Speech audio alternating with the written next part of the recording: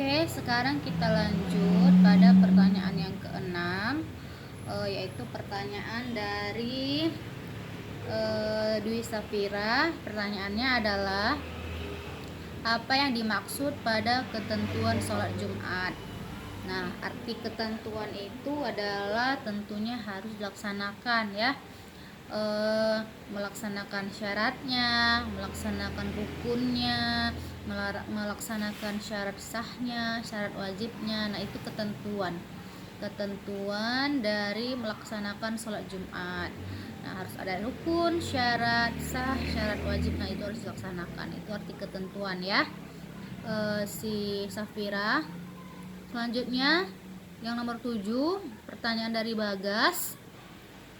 Sholat Jumat dilaksanakan secara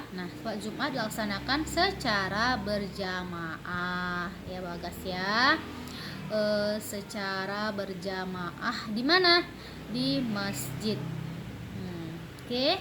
Nomor 8, pertanyaan Alpira. Apakah boleh melaksanakan sholat Jumat tanpa mengikuti syarat-syarat yang telah ditentukan? Nah, ini syarat apa dulu? Syarat sah atau syarat wajib?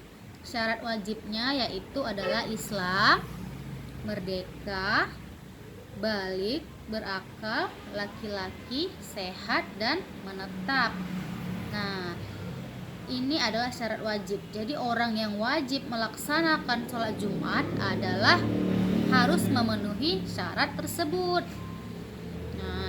Jadi yang tidak memenuhi syarat boleh tidak melaksanakan sholat. Misal anak-anak yang belum balik, dia boleh tidak melaksanakan sholat wajib atau tidak diwajibkan melaksanakan sholat. Nah, orang gila gimana Mi? Orang gila kan dia tidak sehat tapi akalnya kurang sehat.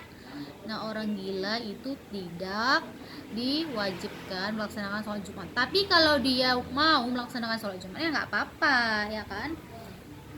Nggak, misalkan dia memang sadar, ketika sholat dia sadar. Nah, setelah sholat dia nggak sadar lagi, gila lagi atau nggak waras lagi, itu tidak diwajibkan ya. Jadi syarat wajibnya itu ada 7.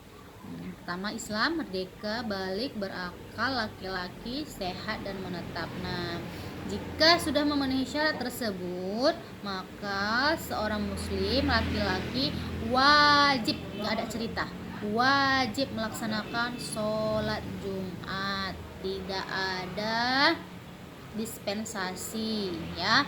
Tapi ketika tadi dalam keadaan darurat yang sudah Umi jelaskan di video yang tadi, yang pertama itu boleh, harus ada alasan yang memenuhi syarat.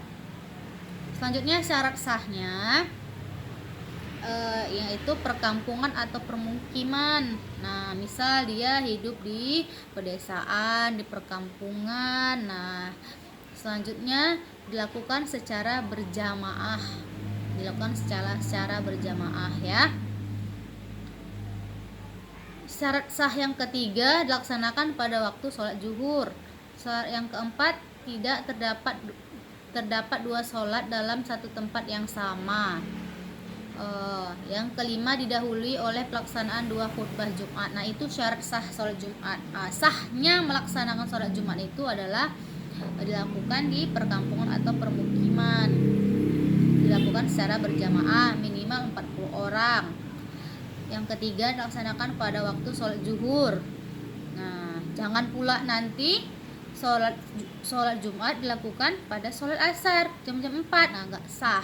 Nah, ini dia ya, syarat sah sholat, nggak sah nanti. Yang keempat, tidak terdapat 2 sholat Jumat di satu tempat yang sama. Nah, nanti ada pula yang pengacau datang, iya kan?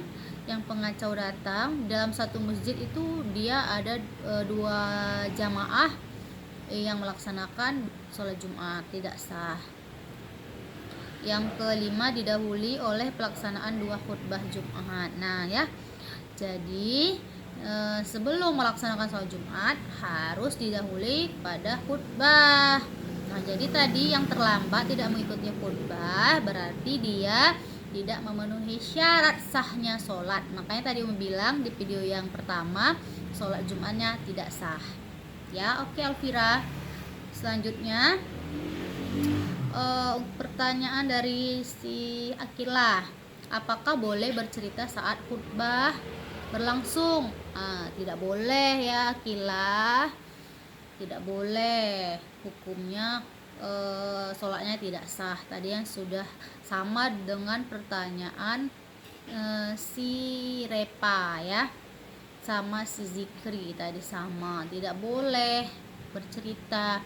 Jangankan bercerita, kita menegur orang yang bercerita saja itu tidak boleh. Misal si Bagas dia bercerita dengan si Roji, terus si Zikri bilang, "Sud, diam, kan khutbah sedang berlangsung, tidak boleh bercerita," kata si Zikri. Zikri pun dia menegur orang, itu pun dia sholat Jumat sudah tidak sah ya.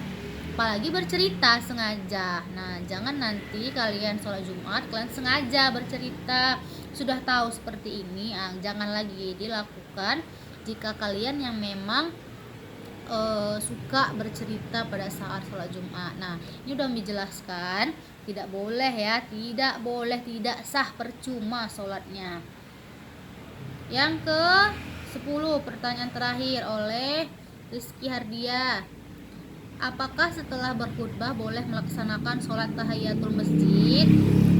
Nah, misal si Rizky pada saat khutbah dia datang, terus dia laksanakan sholat tahiyatul masjid.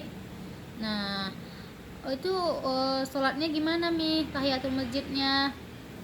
Tidak boleh ya, tidak boleh. Maksudnya, makanya kalau sholat Jumat itu kalian bergegas sebelum khotib naik ke atas mimbar, kalian harus segera melaksanakan sholat tahiyatul masjid.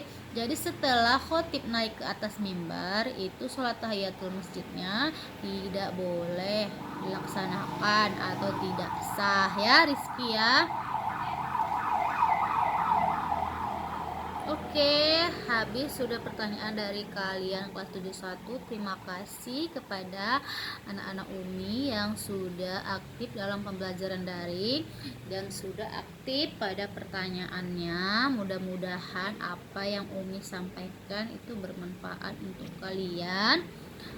Umi minta setelah nanti kalian bertanya, nanti Umi yang akan bertanya kepada kalian. Mungkin ini saja yang dapat Umi sampaikan. Billahi taufik wal hidayah. Wassalamualaikum warahmatullahi wabarakatuh.